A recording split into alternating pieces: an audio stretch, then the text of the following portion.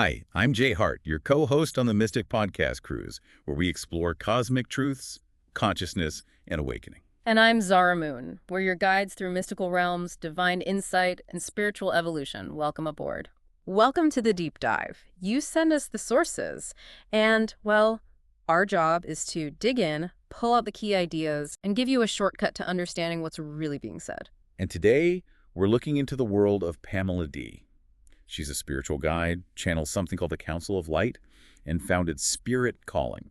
We're drawing from her appearance on the Wisdom from North YouTube channel. Right. And Pamela covers a lot of ground. I mean, channeling ancient beings like Ra and Thoth, predictions about the U.S., potential attacks, shifts in the music industry. Yeah, and her own spiritual journey, too. Encounters with different dimensional beings. This idea of a peaceful alien parade. Or an awareness campaign, as she puts it. It's definitely intriguing stuff. Absolutely. So if you're someone who likes to get the essence of these complex topics efficiently, this deep dive is for you. We'll unpack Pamela's ideas, her journey, the messages she's sharing. Okay, so let's start maybe with Pamela herself. What's her background? She talks about being creative early on, art, music. And calls herself a super feeler, which sounds like empathic abilities, right? Highly sensitive. Yeah, exactly. It often goes together, that creativity and sensitivity. True. And her upbringing sounds like a mix. She mentions a loving Italian Catholic family, but also her father dealing with addiction and mental health issues. Those kinds of contrasts, they can really shape someone, make them search for deeper meaning, perhaps. Definitely. And it seems a big shift happened for her during the recession. She came across Esther Hicks. Ah, the law of attraction stuff. Manifesting through positive focus. Right. That idea can be, well, a powerful first step for many on a spiritual path, especially when things feel out of control externally. Gives you a sense of agency. Then came a really pivotal moment at a Reiki Share event. Oh, yeah. What happened there? Well, she was the last one to receive energy, and she describes this intense heart opening, like a huge emotional and physical release. No. And it was right after that someone told her, "You're an empath," a term she apparently wasn't familiar with then. So it wasn't an intellectual thing. It was a direct, energetic knowing. Exactly. A felt sense. Those embodied experiences can really shift how you see yourself, your own energy. Makes sense. And from there, it sounds like things started lining up. Synchronicities? Yeah, she mentions meeting a woman named Kelly, a sustainability expert moving into Reiki. Who needed branding help, which Pamela offered. And just saying yes to that. Led to an invitation to a Reiki retreat in Costa Rica on a quartz crystal mountain, apparently. Wow, okay. Location, location, location, even for spiritual retreat. Right. Quartz is often linked to amplifying energy. And Pamela really stresses that power of saying yes, how being open just leads you places. So that retreat was significant. Sounds like it. More chakra openings. She mentioned a past life vision connected to the Salem witch trials. Intense. And a throat chakra opening with physical sensations. Just a period of major energetic shifts, it seems. It really sounds like one thing led to another. These yes moments kept happening. Apparently so. She connected with a financial advisor who introduced her to a business coach. Okay. Which then led her to meet a man named Steve at some symposium. She describes this immediate, powerful, energetic connection. That kind of resonance, it often points to something important, doesn't it? A shared path or purpose. It often does, yeah. And this connection with Steve, well, it led her to an ayahuasca retreat. Ah, okay. Plant medicine. And that experience, she says, was huge. A white light hitting her third eye, psychic abilities ramping up. Wow. And starting to communicate with guides and even extraterrestrial beings. So that really opened the door to, well, a lot more. It seems so. And then during the pandemic, being home gave her this space to really dive deeper into these connections. Exploring the frequencies, connecting with different beings. She mentioned beautiful feminine divine beings. Yeah, who apparently helped her process past life stuff. That kind of solitude can really foster inner work. And it was around this time the Council of Light started coming through.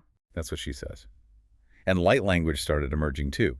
She even talks about the physical feelings, her body adjusting to these higher frequencies. Light language. For anyone unfamiliar, it's often described as channeled communication that works on an energetic level beyond just words. Right. It suggests connecting with really high dimensional energies. It bypasses the sort of logical mind. Fascinating. And then in 2020, she gets this clear vision, keeps hearing spirit calling. Which eventually became her community, launched early 2024. She saw it as a safe space. A safe space needed because she felt this big shift was coming. A glass ceiling breaking in how people see reality. Yeah, that's the term she used, like limitations or hidden truths about how the world works were about to be revealed. Okay, so let's pivot to this Council of Light then. Who or what does she say they are? She describes them as very high-frequency beings, pure love, identifies them as creator beings. Creator beings, like foundational intelligences involved in creating the universe. Sort of, yeah. And she specifically channeled Ra and Thoth early on, calling them super, super, super ancient old creator beings. Figures you hear about in, ancient texts, esoteric traditions, associated with deep wisdom, origin. Exactly. So Yeah. channeling them implies accessing really old knowledge, a bigger cosmic picture. And their purpose, according to Pamela, what are they trying to do? Interestingly, she says it's less about practical, like survival tips for everyday life, Okay. and more about supporting humanity's ascension, helping us raise our individual frequency to navigate the shifts more easily. Ascension, meaning like spiritual evolution, shifting consciousness higher. That seems to be the idea. The focus is internal transformation. Raising your vibration is key to handling external changes, not just practical prep. And she makes a point of saying they're loving, addressing potential fear. Very much so. She emphasizes their loving nature. Their goal is to help us raise our vibration. And she clarifies the Council believes they were part of these creator beings. That reassurance seems important when you're talking about channeling entities. Focus on love and empowerment, Definitely. Now, about those predictions. right? She mentioned some past ones. Yeah, like a breakdown in the music or entertainment industry. She gave an example of someone's private life getting exposed, Okay. and also mentioned a potential assassination attempt, specifically naming Donald Trump. It's important to remember predictions like these are often seen as potentials, right? Based on energy at the time, not set in stone. Exactly. Potential timelines, collective consciousness, individual choices, they can shift things. So what about the big one?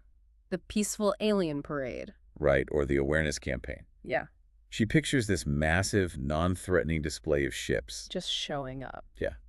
The message being simply, hello, we are here. We are all one. The goal, she says, is to break down fear programming about ETs. That's certainly a different narrative than the usual invasion stories. It really is. It suggests a totally different kind of interaction, peaceful, unifying. And that connects to her idea of the great reveal, breaking the glass ceiling. She sees this reveal as unveiling the truth about how the planet was created, how it's really run. And this reveal triggers a massive shift, like a shell cracking open. That's the analogy she uses, a sudden breakthrough into a whole new level of global awareness. But she also mentions negative stuff could happen simultaneously, like attacks, explosions shown in the media. She does, yeah. As part of the breakdown, the shift. But she strongly emphasizes we create our own reality. We can rise above fear by holding a higher frequency. That focus on individual power, even amidst chaos. It's key to her message. We're not just passive victims of events. And she thinks all this rising vibration, this consciousness shift, Yeah. will change society, governments, structures. Inevitably, yeah. The idea is our external systems reflect our internal state. Yeah. So as consciousness evolves, structures have to transform too. Okay, let's touch on the other side of the coin, that these lower vibrational beings she talks about. Right. She speaks about them existing in a different frequency, manipulating humanity. How? She mentioned a pineal gland meditation. Yeah, that apparently discusses DNA manipulation and calcification of the pineal gland. The pineal gland, often linked to intuition, spiritual connection. Exactly. So the idea is that our innate abilities might be suppressed, biologically or environmentally. It's a provocative thought. She goes further, suggesting humanity has been, in a way, like a slave race, manipulated through food, media. To suppress abilities like telepathy, awareness of our own energy systems, basically kept limited. That's a pretty radical challenge to conventional history. It is. But she believes this manipulation is weakening now because the planet's frequency is shifting, rising. And she gives examples of low-frequency influences. Certain kinds of music, fast food, being disconnected from nature, constant chaos and fighting in the media, that kind of thing. Things we can actually observe and maybe make choices about in our own lives. Precisely. It encourages awareness of the energetic impact of our daily choices, our environment. And she stresses making small, conscious shifts, that they add up. Yeah, it's an empowering message. Big change doesn't always need big drama. Consistent, small, mindful choices matter. So how does she view these, let's say, dark forces? Are they just evil?